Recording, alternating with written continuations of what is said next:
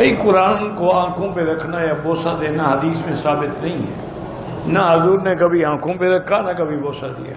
اصل قرآن کا حق یہ ہے کہ پڑھو اور عمل کرو، صرف چوم کے رکھتے رہو تو پھر کیا فائدہ ہوگا؟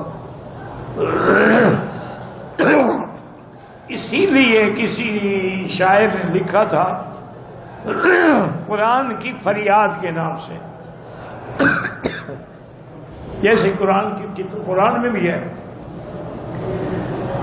قال یا رب ان قوم اتخذوا هذا القرآن مہجورا، یہ قوم ایسی ہے نے قرآن کو چھوڑ دیا۔